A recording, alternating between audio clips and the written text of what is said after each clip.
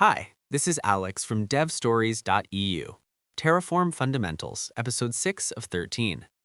You write your infrastructure code, run apply, and your servers spin up perfectly. But if you run apply again 5 minutes later, nothing happens. Terraform knows the job is already done. Unlike simple automation scripts that blindly execute commands, Terraform has a memory. Without it, it would be entirely blind to the infrastructure it just finished building. That memory is called Terraform state. When you run Terraform, it creates a local file called terraform.tfstate. Many engineers initially view this file as a nuisance. It feels like an extra artifact to manage and secure. But this file is the core of how Terraform operates. Terraform requires a mechanism to map the logical resources defined in your configuration files to the physical remote objects living in your cloud environment. A common misconception is that Terraform just looks at cloud provider tags to figure out what it manages. You might think it tags a server during creation and then later searches the cloud for that specific tag to know what to update. This approach falls apart quickly. Not all cloud resources support tags. Furthermore, someone could manually edit or delete a tag, breaking the connection. Finally, searching a massive enterprise cloud account for specific tags every time you run a plan would be incredibly slow. Because tags are unreliable, Terraform uses a dedicated, highly structured state file. The state file acts as a private mapping database. When you declare a resource in your code, Terraform creates it via the provider API.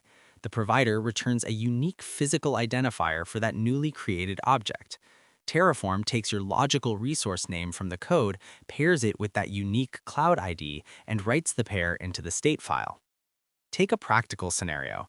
You decide to change the size of an Azure virtual machine in your code. When you run apply, Terraform does not guess which machine to modify. It checks the state file, looks up your logical resource name from the code, and retrieves the exact Azure instance ID. It then sends an update request targeting that specific ID. Without the state file, Terraform would not know if it should update an existing machine or just create a duplicate one. Beyond mapping, state handles metadata tracking. Terraform must know the exact order in which resources were created so it can update or destroy them safely. If a web server requires a database, that dependency is written in your code. However, if you delete that entire block of code to tear down the environment, Terraform can no longer read the code to find the dependency. The state file retains a copy of this historical metadata, ensuring Terraform destroys the web server before the database. State also provides crucial performance caching.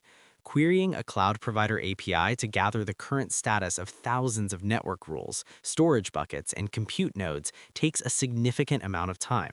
Cloud providers also enforce strict API rate limits. The state file acts as a cache of your infrastructure attributes. By referencing this cache, Terraform minimizes the number of slow, expensive API calls required to calculate a plan. Here is the key insight. Your configuration describes what you want, the cloud provider holds what actually exists, and the state file is the only definitive bridge connecting the two. That is your lot for this one. Catch you next time.